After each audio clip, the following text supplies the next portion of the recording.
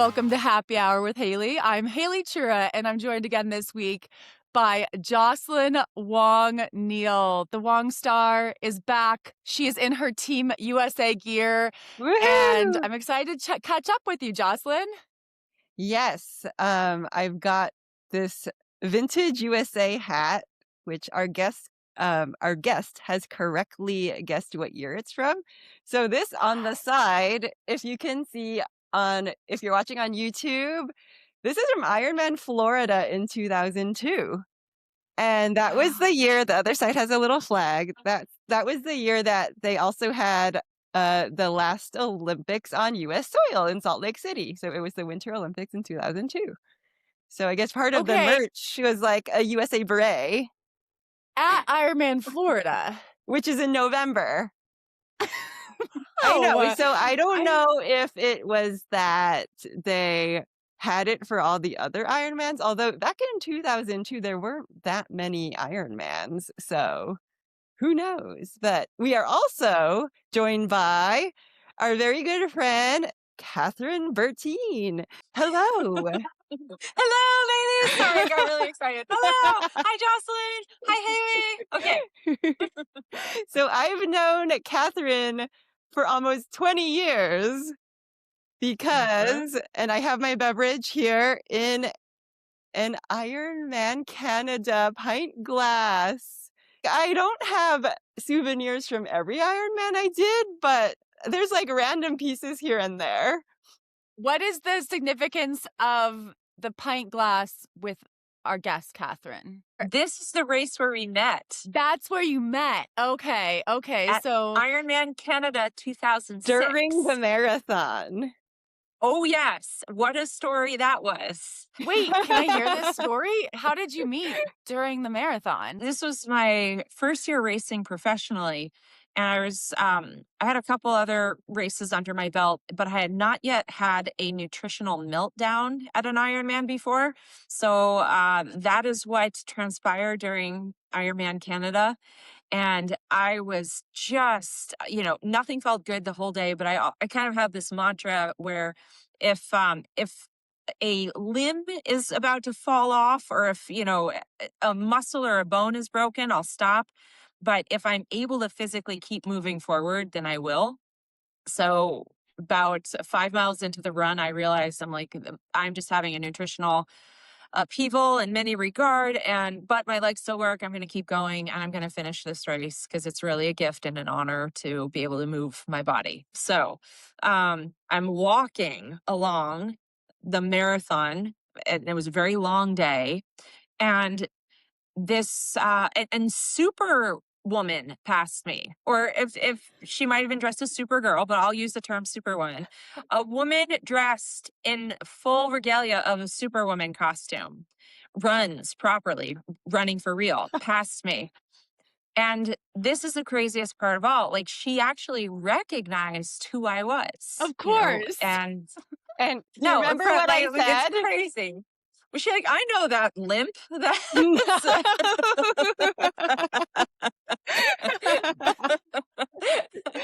So that you pick it up from there, Jocelyn. You take it away. 2006, I had just graduated from my master's in prosthetics and orthotics at Georgia Tech, like in May. And then the race was in August. And this was my fourth Ironman as an age grouper. And for some reason, I thought I could like train to be a Kona qualifying contender, like having finished grad school, moving from Atlanta, Georgia to Dallas, Texas, taking on a new job, living by myself for the first time. But no, my training was going terribly. So I almost didn't want to do the race at all. And then I was like, but what could be fun is if I dress up as Supergirl to run the marathon. And so that's what I did. I had a sewing machine. I had a blue running tank top. So I sewed my own like S logo. So I'm like running along. I'm catching up to a pro, and I think the pros were the only ones with like your first names on your bibs. And I was like, Kathryn spelled a specific way with a Y. And I was like, are you the Kathryn that's also an author? So that is, Wait, I I'm not an recognize, author, but as if Yeah. I can imagine as an author / pro triathlete, not exactly the circumstances, but what a compliment. Yeah.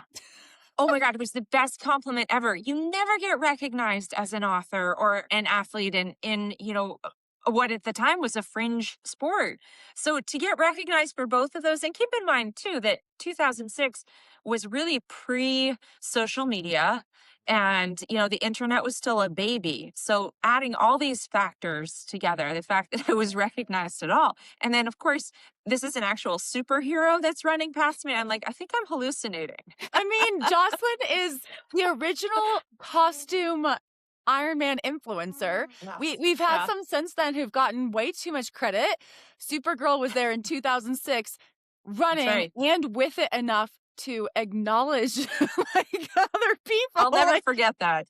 That was the best feeling ever. And especially when you feel like absolute crap, as I did in that Yes. moment. And to have somebody just be so nice and kind and wonderful, like it was the most uplifting thing anybody could have possibly said or done in the greatest moment of need. So it was the Jocelyn, best. I feel like this is a theme we are witnessing, is that Jocelyn is incredible at also like keeping in touch with people for 20 years.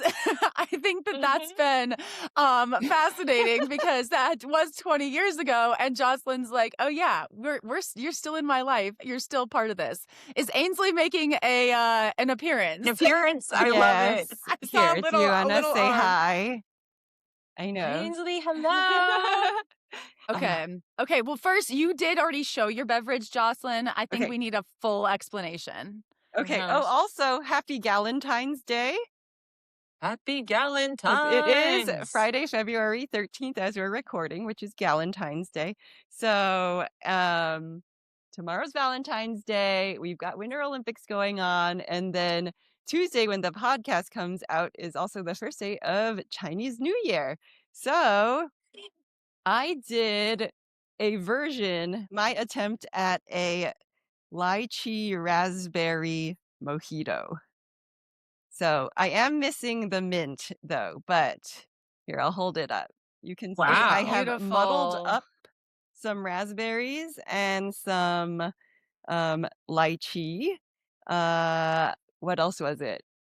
Soda water. You know what? I forgot to add the simple syrup, but it's still pretty sweet because I think of all the fruit I smushed up. And then the only white rum I had was Malibu, so it's got a little taste of coconut in it too. And then the fancy straw from Ainsley's Valentine's party. Perfect. That's Cheers. wonderful. Kathryn, we know that we will get into your travels. So here we are, the water. I mean, I think you just got off an airplane before you recorded this, so that is probably smart. Staying hydrated. Yeah. Poland Here's Spring. my mini Poland Spring. Is that from the hotel minibar or from the airplane? It's from the hotel counter, so it's in my lukewarm Poland Spring. So I'm knocking it out of the park. You're not going to charge like $8 for it, so that's good. No, probably not. But oh my Well- gosh, I'm partaking with my water tonight, but I am with you in spirit for your much more festive and interesting drinks. What are you drinking, Haley? Well, Jocelyn did challenge me because the last couple episodes I have gone non-alcoholic for no reason other than that's just like what I had. And so I said today I would do it. And I did not totally plan for this. And so when I finished work today, we are recording later in the evening. And when I finished work, I went for a run, and on my way home, I stopped at the liquor store. Okay, I'm going to like try to make a drink here on the air.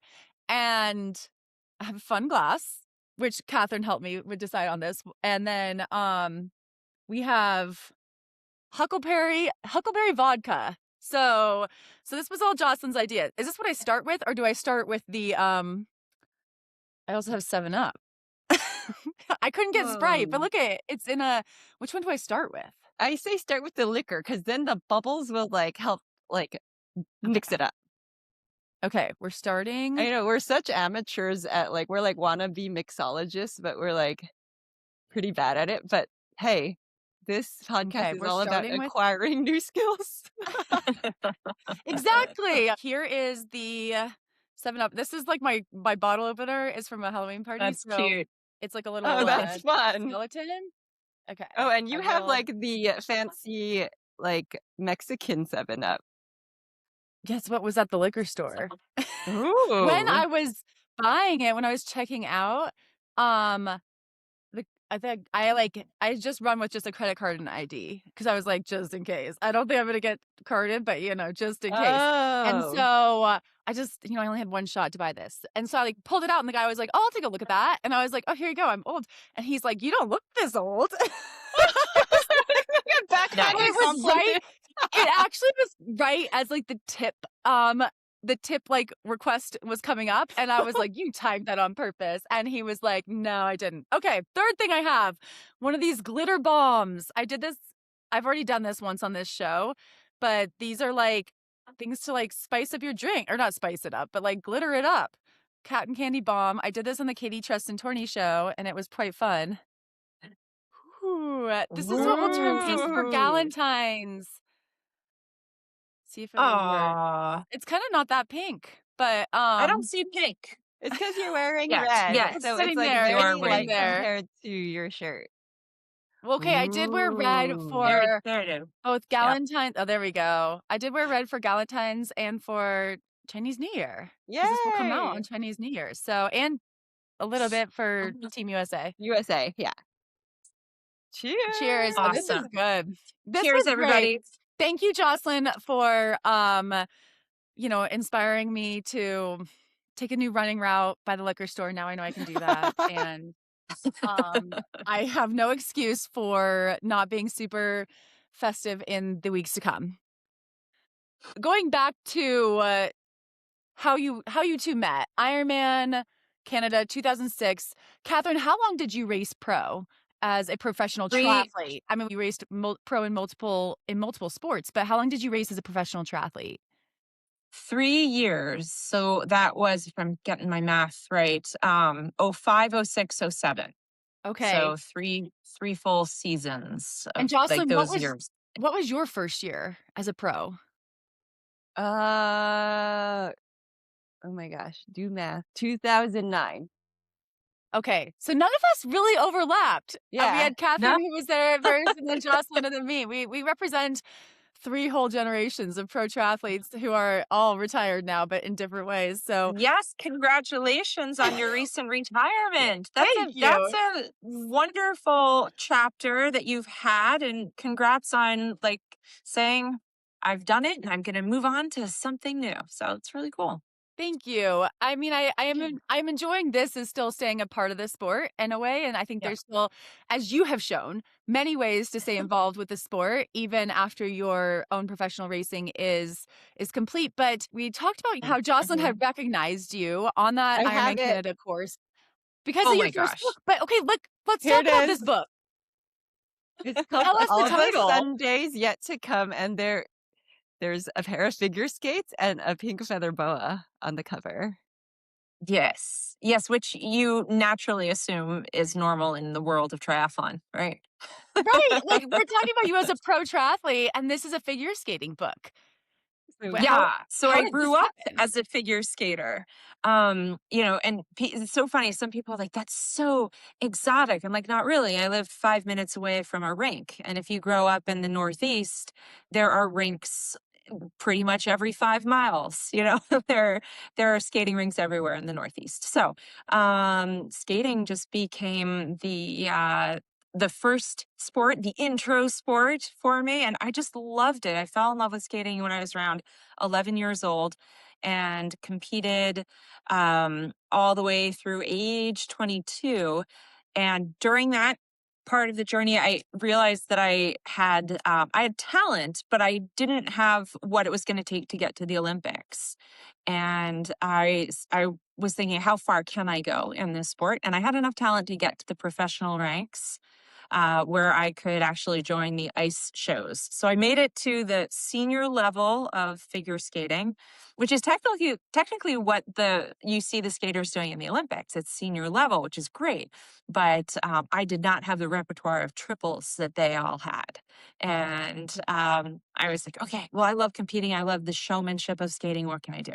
So I started with ice capades, and then that transpired. That's part of the book.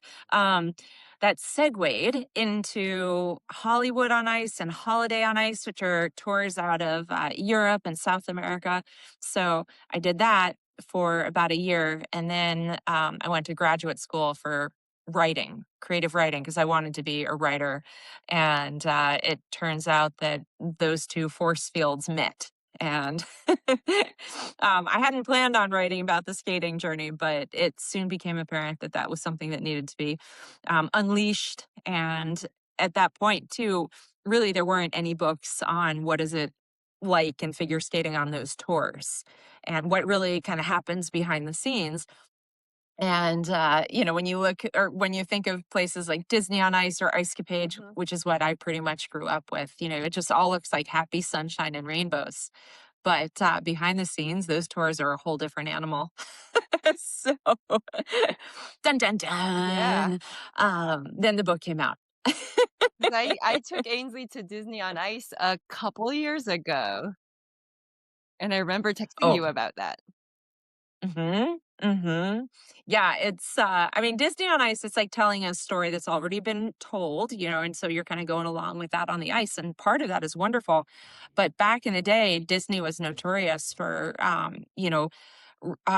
having these weigh-ins, and women couldn't weigh over X amount of pounds, or here I was auditioning for Disney on Ice, and I was a very solid athlete, and I was also very, I'm 5'9". I'm actually 5'8 3/4", but I round up, I cheat a little bit. So I'm 5'9". I'm very strong as any athlete is.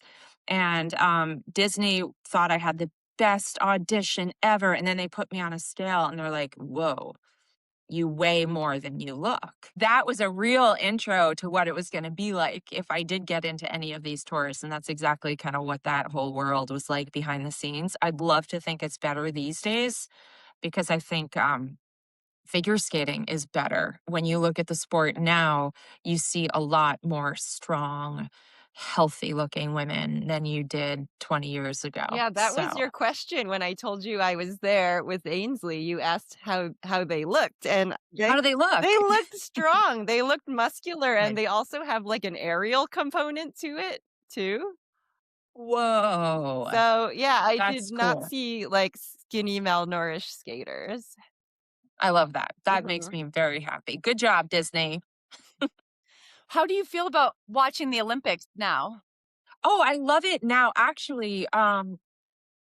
And no spoiler alerts going on here at all. But what I love is this particular Olympic team, and I'll specify that more toward the single skaters, the women. Mhm.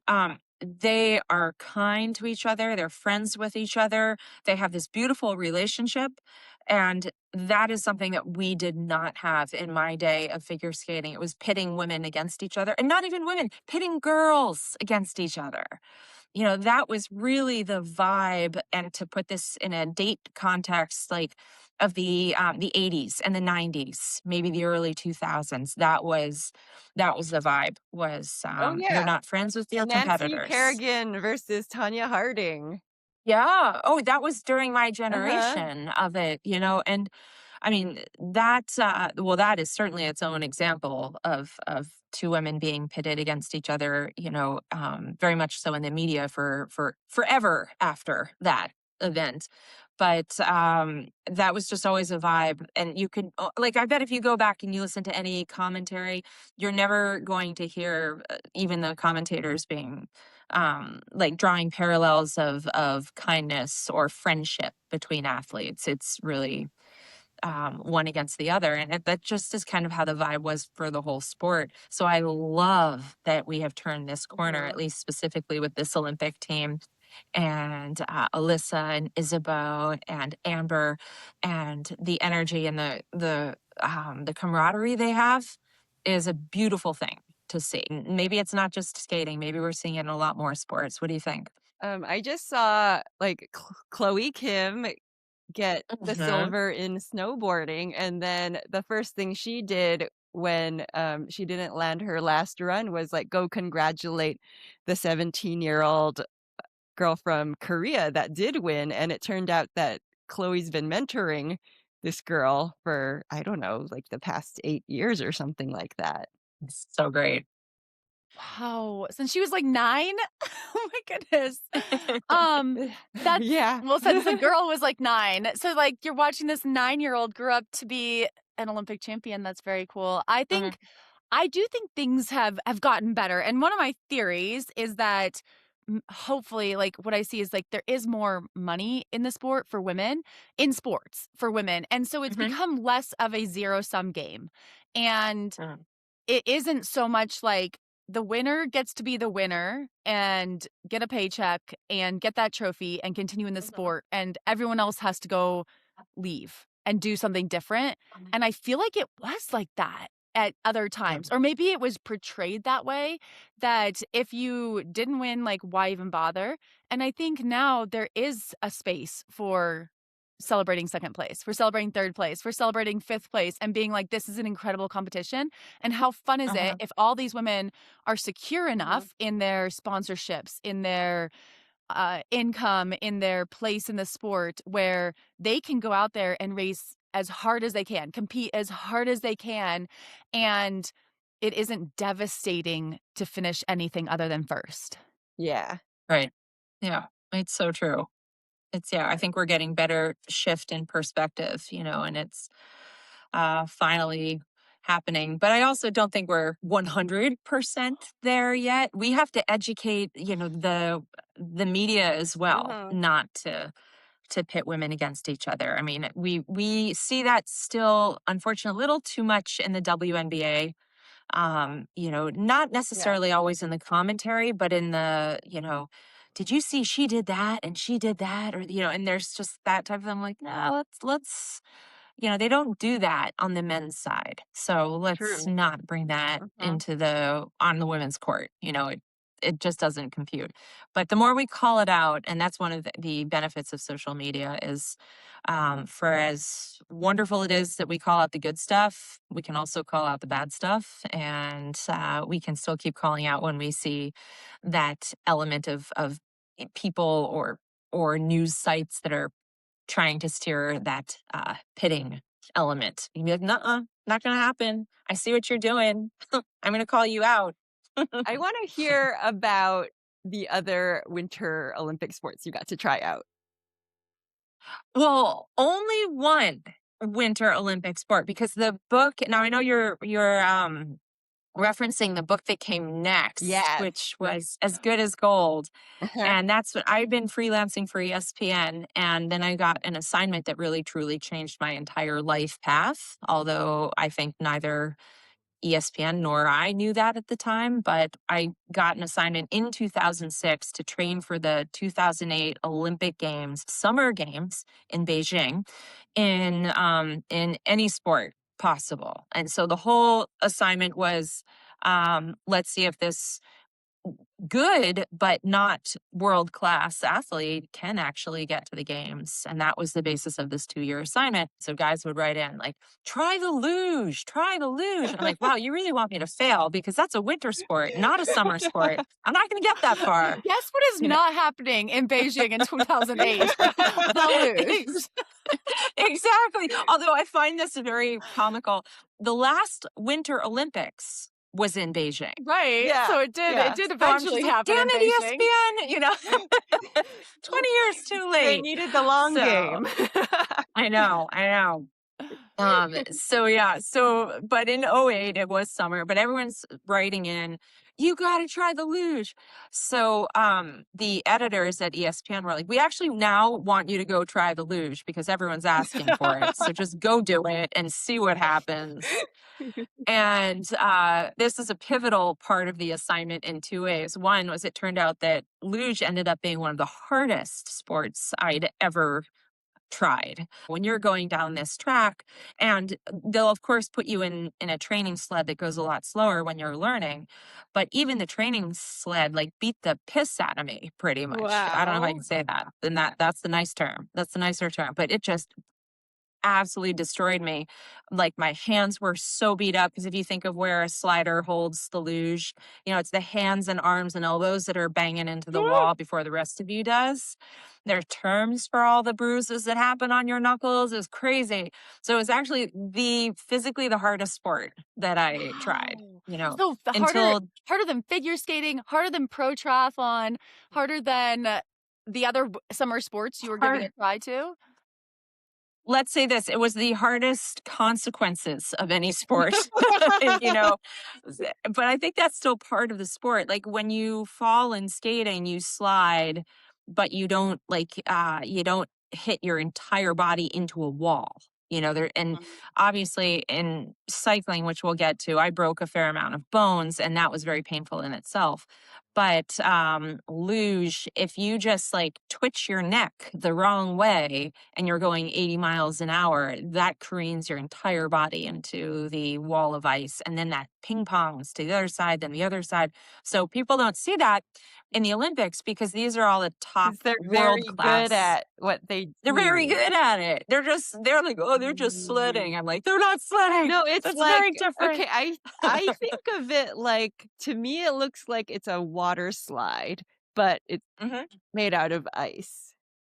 Right. It looks that way and it is that way, but the consequences of it are just brutal. They had me also try doubles luge, which was taught doubles luge by then two teenage boys. One of those guys went on to win a silver medal in the Olympics. The other one, like they're both Olympians, and now they've got families. One of them was on Dancing with the Stars. So it What? was just really cool to see, this entire journey of that book. Double blues just cracks me up because 'cause you're just You Oh sent yeah, me it's Jocelyn sent me harder. a meme calling it seated rivalry. yes, Oh my because gosh. As in because it's like it's so gay. It's like 2 no. guys, Oh my one guy gosh. on top of another guy, just laying on top of each other. Well, there's a little seat between them, by the way. I know because I was one of those people lying on the other. So but they're actually fighting for women's luge in the Olympics, and I don't know if that's in this Olympics or It the next is. one. It's in this one. Yes. Okay, good, good. Yeah. So that's super cool. But yeah, there's a little seat between the upper and the lower bodies of the So you're luge, not the doubles actually luge. laying on top of each other. Not your butt, but your shoulders Okay. would lean into the other person's chest for Is it sure. extra And scary because there's more weight and you yes, can't see? yes, exactly. In fact, there was video. We have it somewhere. It wasn't on the ESPN site, but they took video when I was doing this. It was safer for me to be on the bottom because the top person steered. So, what you can see in this video is like my head bouncing along the Oh my track god. because because of the weight, and it's like my wimpy little neck muscles could not hold up the Oh. velocity and the weight of us all together. And they're like, we thought you were going to get a concussion. I'm like, I probably did. Part of me thinks it was brilliant that they came up with this idea. And I was just the lucky person that I got to fill this spot. But the other part of me was like, they were also looking for entertainment. And I was set up to fail, Mhm. So Because either way that you want to look at spoiler it. on the Yeah. whole thing, you did not make the Olympic team. Is that right? Correct, correct, which is a very good thing because it also then proves that somebody who's given an assignment with 18 months to make the Olympic Games, yeah, they shouldn't make the games because the sport should be that hard that you Mhm. can't just waltz in and make the games. But here's where things took a plot twist in a truly remarkable way. But what I noticed during this journey was that there were a bunch of inequities in different sports, but none more so that when I got to cycling. I loved it. I loved the knowledge of the sport. I wanted to learn more. I wanted to race more. I wanted to be like these other women around me, and aspire to potentially be an Olympian on my own, even when this assignment with ESPN Mhm. is done. So I truly fell in love with road cycling. And of course, I had just qualified for nothing, at 35th finish in the US. And I went back to ESPN and said, hey, I really enjoyed this assignment. I gave it my all. Sorry I didn't make it. Did my best. And they said, well, hey, listen, we never said that you had to make it to the Olympics for the United States. Dun dun dun. That's a small Mm, detail that they just Small detail. left out. Yep. And they didn't just leave it out. It's like they just made it up on the spot at that meeting Okay. that Did they day. just That keep was, giving you more money to like go travel and do stuff? Yeah, are you I'm hopefully you're glad getting you paid. well, that's an important, very, very important part that you bring up because yes, this was my job. Mhm. By the way, a lot of people are like, well, how'd you get that job? And it's like, because I have a degree in nonfiction writing and Yes. I am already a pro triathlete, like that was not an accident. And I'd been freelancing for them. So it's important people know that I wasn't just off the street. Like my job was that of being a writer. So, and I had the book come out earlier and I was a journalist in sports. So that was my Mhm. qualification for this assignment. And because of that, I was being paid. I had a monthly wage, I had a monthly column, I had a book deal with it. And then not only was I receiving a salary, but anything that involved getting to the practices, the trials, the races, whatever it was for this assignment, that was all covered by ESPN. And I write about that in the book because that's a huge difference. Can you imagine Mhm. like we can all actually, I know we can all imagine this. When you have to find your own sponsorship, when you have to Yes. find your own way through sports, it's very different than if someone gives you carte blanche saying, "Yeah, well, here, charge your flight to this. What rental car do you need? Here's your hotel room." That was taken care of, and that was a huge part of the reason that I could progress quickly. So yes, the editors at ESPN, they're like, you don't have to, we never said it had to be for the US. And that really pissed me off. It really annoyed me because I felt like they just thought like, oh, well, I can just barge into another country and Oh. race for this. And I was intrigued of like, how does that process even work? But I thought, like, there's no way I would never feel okay as a human being Mhm. walking into a country and just taking a spot away from one of the women Yeah. that was aspiring in that sport. So I remember just like being like, no, I'm not doing that. I'm not, no way, forget it. Thanks a lot, ESPN. See you later. And then I was like, wait a minute, let me look into this. And I looked into the fact that at the time, remember, this is 2006, or at this point, it's 2007. How many cycling federations are there? And there were at that time about 181 registered cycling federations. Keep in mind, we have about like 309 countries in the world. So 181 that had cycling federations. And then I went in search of how many have only men's cycling federations. They do not have a women's cycling federation. And what if I could help build a women's cycling federation in that country so that no matter what happens, if I get to the games or not, I help build an infrastructure so that the women of that country, the girls of that country, can have a ladder to climb to get there after I'm gone. I'm also noticing things in the back of my head and storing them, in the files up there. Like, how come all these women's bike races are half the distance of men? How come we don't have a women's field at every bike race that's advertised? And how come the pro women's field are making $1,500 when the men's field is making $150,000? Like, Boo. what's going on? I ended up not just being able to represent the St. Kitts and Nevis Cycling Federation, but had to go through the steps of actually being recognized as a dual citizen Mhm. for the country. Because you can't just have some person, in the country say, yeah, come race for us. Like there's a process, there's a procedure.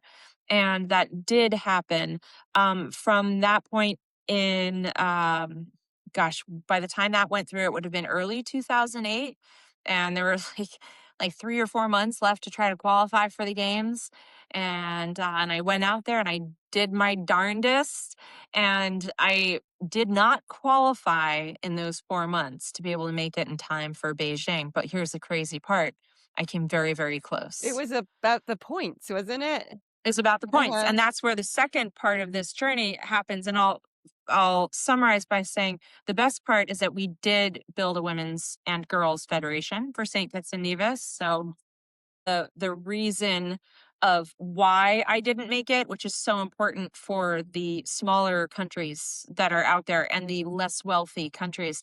It'd be one thing if I sat here and said, oh yeah, I didn't make it and it was rigged. And that's not correct. It's not that. It's that I did not make the games because the point system is nearly impossible to penetrate to earn enough points as an individual athlete from a country that does not have a strong multi-person cycling federation. And there were all of these things that were just not working for countries that might have only had one or two strong cyclists, but not a pipeline of already established cyclists that had an invitation or a berth to any of the qualifying events.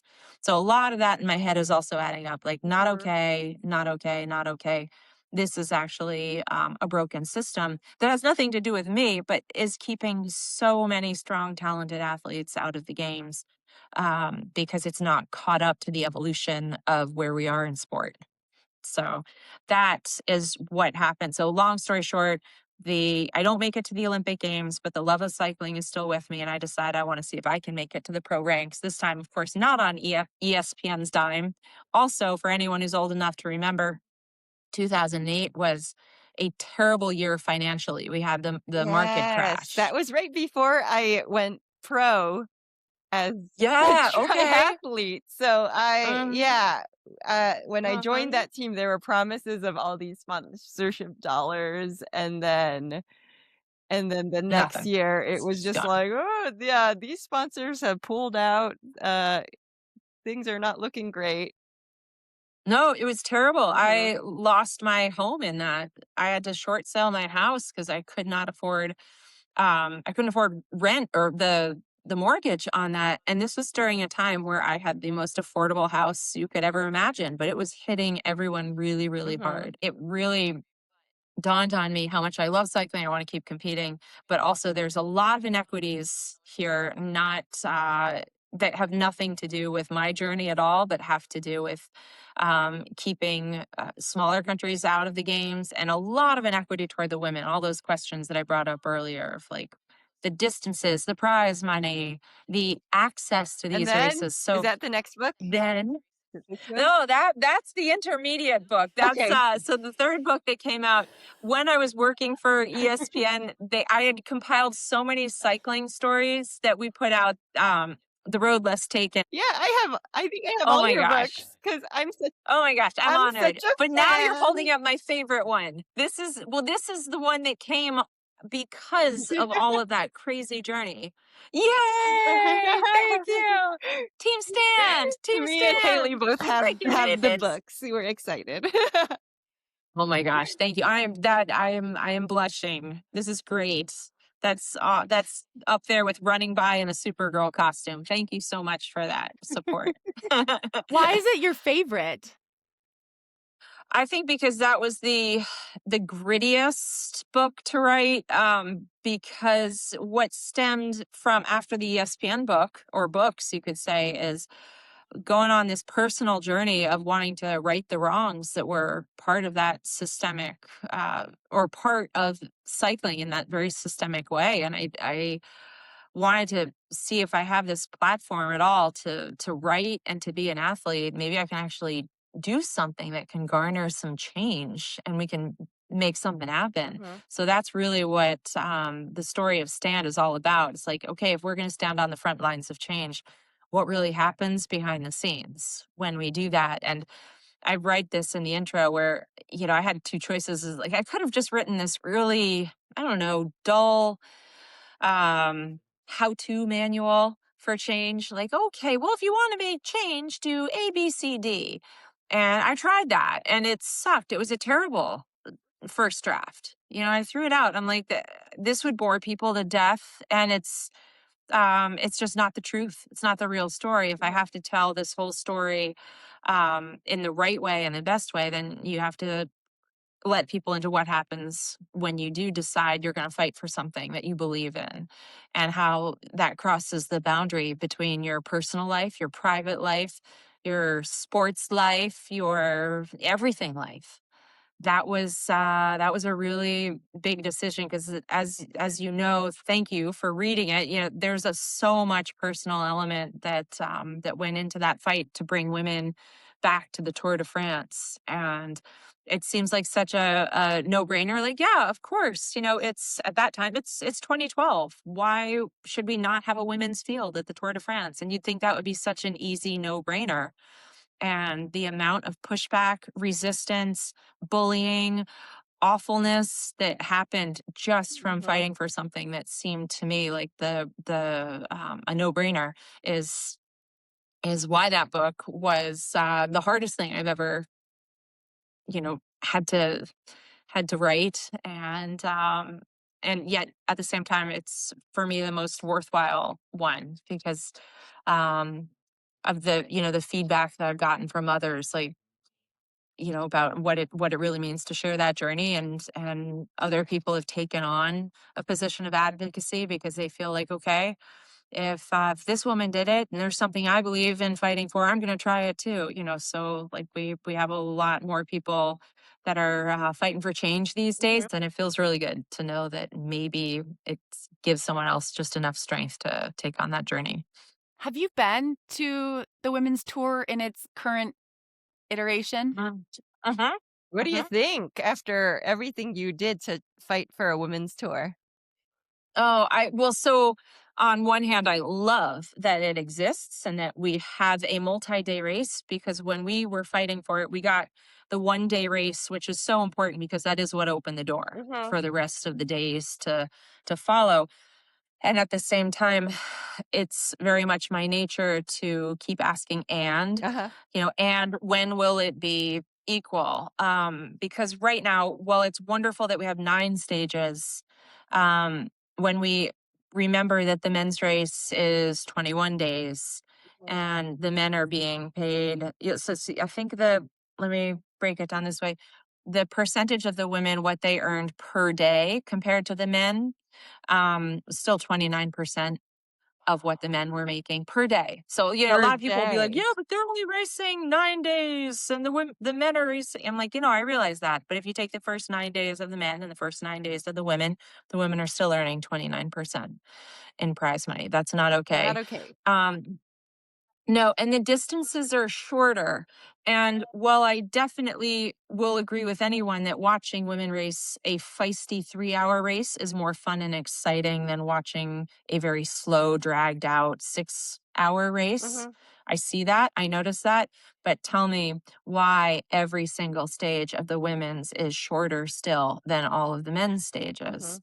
And that is where it's still steeped in this very antiquated belief that women cannot do the same distances as men, and it's a silent way of holding the women back and not even acknowledging that the men and the women can do the same distances. And as science has already proven, physiologists have proven, men are faster and stronger in a sprint situation, but women have the edge in endurance Yeah. events. And it doesn't mean that necessarily the women have to race the same distance as the men, but why are we not looking at the fact that maybe it would be better for the sport, for the viewership, and for the sponsors if the men actually raced a shorter distance and the women, increased their distance and met somewhere in the middle. Mhm. So for people with math brains like mine, which is very minimal, if women are racing 50 miles and men are racing 100, then why are we not meeting in the middle at 75? Yeah.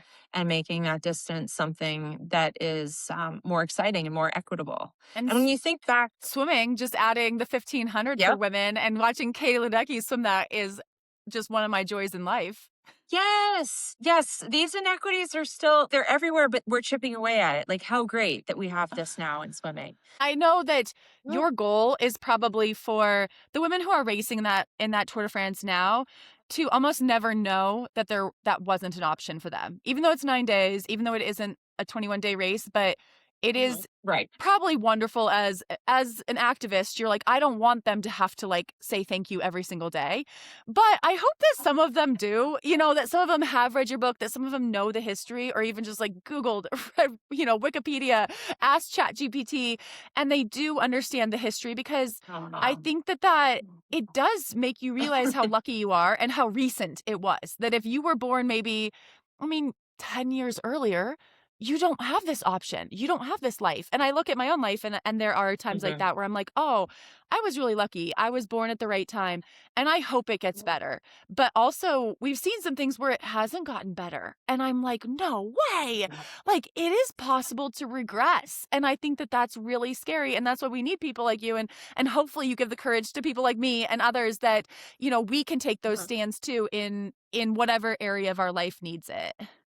Oh, thank you, Haley. And I totally agree that complacency or regression happens when the athletes, well, specific to what we're talking about, if the athletes who are currently playing the game, whatever it is, if they just keep playing it as it is and they don't stop and question the, like, what does my generation need to do to make this better or different, because the change has to come from within the arena. So I'm very hopeful that some of our current pro cyclists will say, hey, I'm curious, why is this 9 days and the men still have more than twice that? Why do we You still know, not make very much money?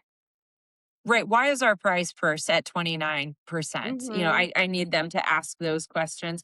And I also need them to remember to watch out for that breadcrumb syndrome of, oh, just toss the women a few breadcrumbs Yeah. and be thankful. Be thankful for what you have. Be thankful you have 9 days. Be thankful you have 29% salary or prize money. You know, that is very much, the fist of oppression, doing its thing. The thing is, when you look at the pinnacle of any sport, and for road cycling, that's the Tour de France. Right? For a lot of sports, it might be the Mhm. Olympics. Um, and if you're looking at the pinnacle race of what the most famous event is in that sport, if it's not equal at the top, then that is a terrible model for the rest of the sport. So women don't necessarily need to quote unquote piggyback by going to maybe all of the same races that the men do. They can have their own races. There can be women's races over here, Mhm. men's races over here. But if you're not telling me that women aren't valued equally at the pinnacle of that sport, then they're never going to get there. I like that litmus test, looking at the pinnacle. I know that we mentioned that you are in a hotel room. You're podcasting in a hotel room, so Yeah. generous. And we did want to give a little like a few shout outs this week, because we have lost some people in our lives. And I believe that's one of the reasons you're traveling right now. Do you Yeah. want to talk about that? Yeah, absolutely. If you're watching the video, you can see I have a blue ribbon on my sweater. And this is the ribbon of colon cancer awareness. And I just lost a childhood friend to colon cancer. She's 49 and she passed away on Sunday, and I'm en route to her funeral. So this is why I'm broadcasting to you from a hotel room just outside of my hometown in Bronxville, New York. And a huge shout out to Liz Healy, who lost her life to this disease, but she has left an incredible legacy. And I will tell you first that she was a badass athlete herself.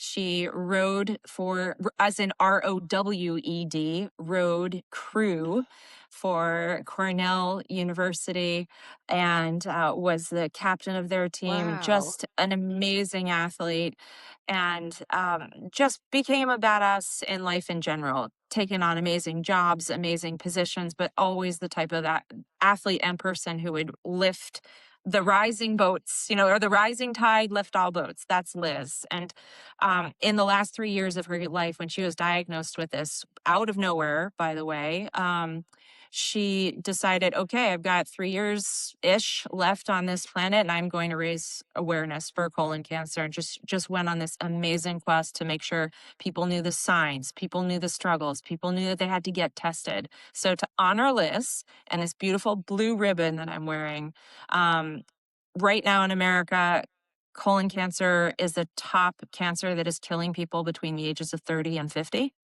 If you fall in that age Ooh, that's range, us. yes, yes, please, please see your doctor and get a colonoscopy. Here's what you need to know. Right now, doctors will automatically issue a colonoscopy if you're 45 because that's just what has been done forever and ever. But Mhm. if Liz found that she had stage 4 colon cancer at the age of 45, 46, then what would have happened if she had been tested at 40 or maybe even 35? They could have found it at stage 1, and there could have been, a stop to what not just she, but so many people are going through. We just lost the celebrity James Vanderbeek to Dawson this of Dawson's disease. Creek.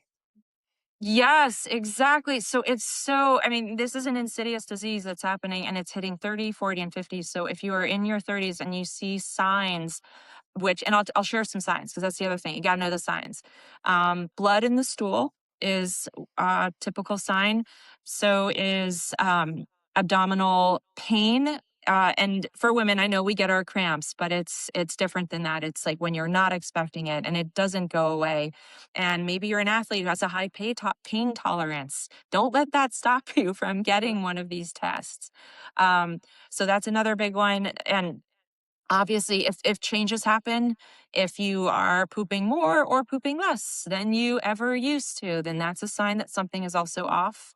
And you need to get in, just see your doctor, get a referral. Colonoscopies are super easy. And if anything about getting one really freaks you out, you can actually do an at-home test. And you can send a sample of your poop away to a lab, and you can do all of these different things.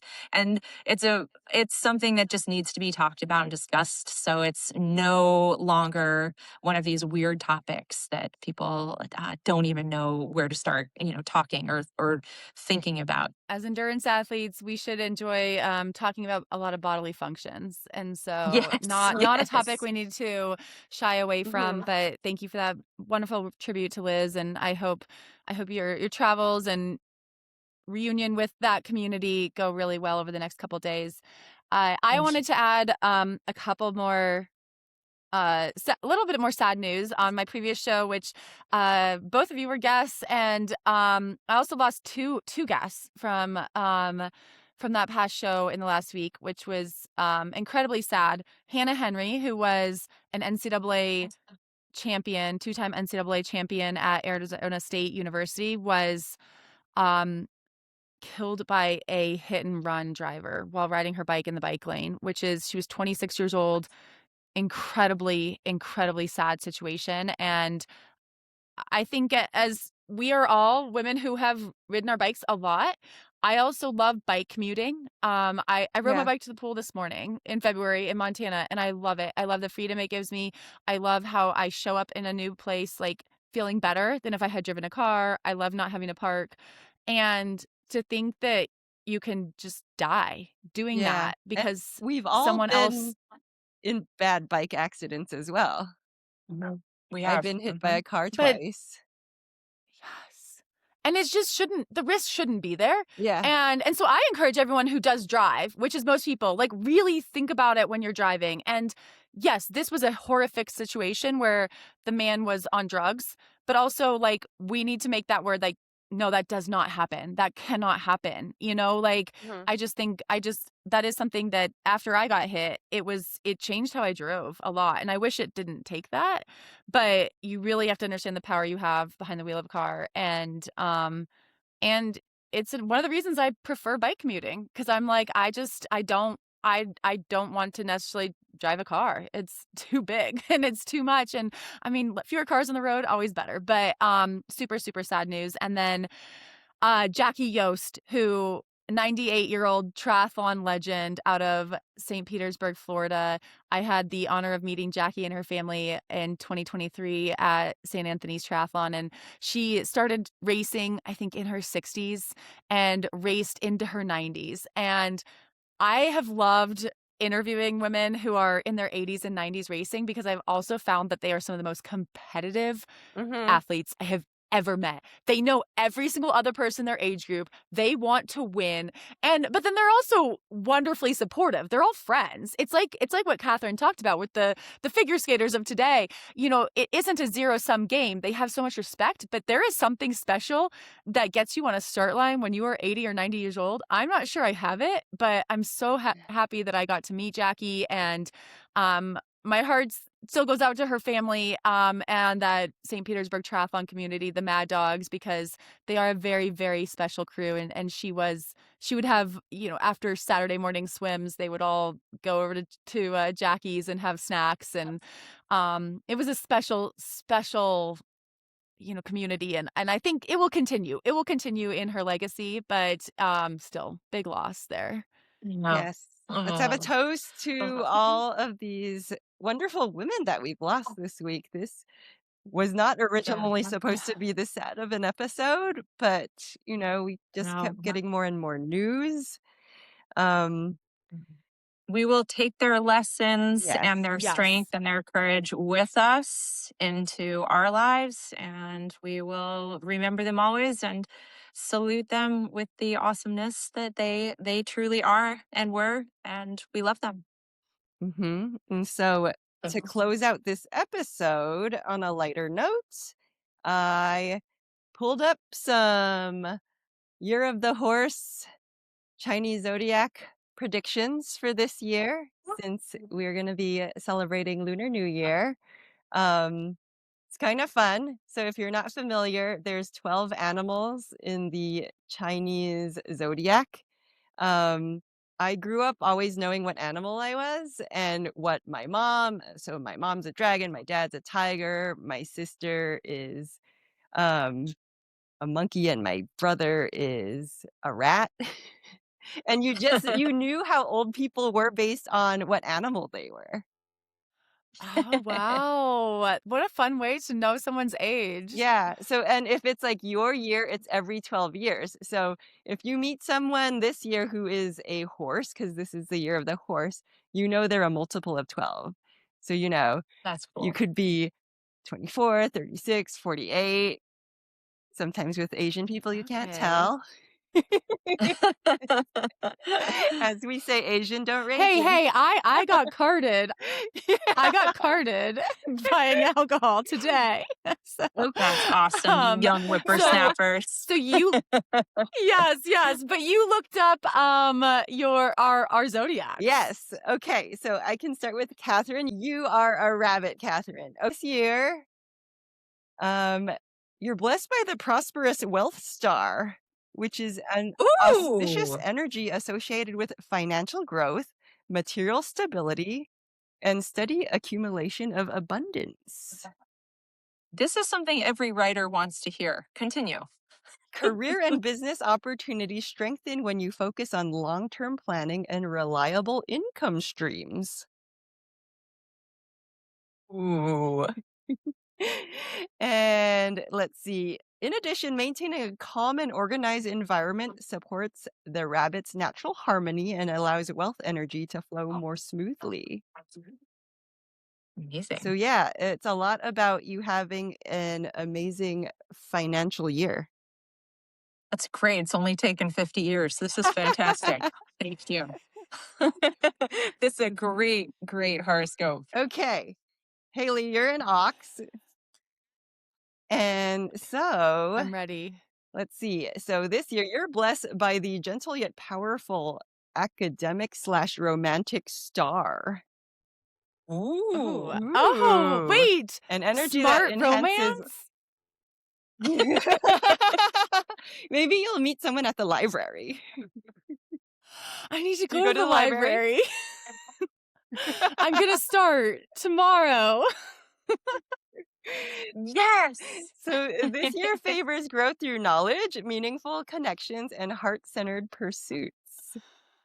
Academically and Okay. professionally, this Okay. is an excellent year for studying, upgrading skills, writing, teaching, or pursuing certifications.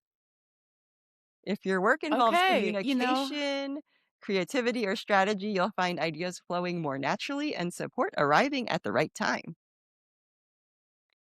Okay, I like this. I'll take it. I'll Yeah. take it. I'm gonna bookstores, libraries. I'm gonna start studying, and Prince Charming is gonna come by just while I'm Approach just the year with studying, huh? calm consistency and an open heart. I love it. That's a good one. Done. Okay. Calm and I open. haven't seen mine yet. I printed these all out. I don't know that I have a good one. So it says that my What year year? is affected You by already the said. restless. Oh, Wait, what I'm are a you? rooster. Rooster. Okay. I'm the year of the rooster. Cock-a-doodle-doo. Yeah, that one I can do. Let's Okay, see. go I away. know not all of them have reliable or like kindergarten animal sounds. No, no. So my year is affected by the restless, quarrelsome star, an energy known for stirring arguments, misunderstandings, and unnecessary tension. Oh. What? I'm giving myself a I bad mean, horoscope. I love it because it kind of does describe you. No one can fight like in a quarrel better than Jocelyn. Like you're so smart with how you fight. And it's so clever and so funny. I would hate to be on your bad side because you would like crush me in the wittiest way that I would be like, you win. That's awesome. So, professionally, conflicts may arise more easily, especially in group settings or situations involving differing opinions. You may feel compelled to defend your ideas strongly, but doing so too forcefully can backfire. Hmm. So, Wait, that's it? no, Is there there's a happy? let me Okay. see. I know there's like I it's know she a gives long us one, these so I I'm thought we gonna were glowing gonna end on an horoscopes. upper. I know. And then she's like, "You're in for a really shitty year." The Okay, it roosters, says the poor approach roosters. 2026 with mindfulness and restraint. When you temper assertiveness with empathy, the rooster can transform potential conflict into clarity and maintain harmony throughout the year. So it's saying I shouldn't fight everybody. And and I and love that's your still fights, the though. joyful that you're gonna take? I don't I don't like this horoscope. Jocelyn, we're gonna find we'll figure out your astrological one for next time, and that one's gonna be much better. You deserve a better horoscope, but I It'll appreciate balance out mine. I this. appreciate Kathryn's. I appreciate both of you coming and chatting. And Kathryn, thank you for sharing so much Oh my about your gosh. life, your writing, your career in sports, giving us some insight into the Oh. Winter Olympics as we continue to watch. And Jocelyn, cheers. Oh Happy my New goodness. Year. Always a pleasure to chat with you. Cheers. Oh, thank you, Haley. Thank you, Jocelyn. You guys are the best. Take care.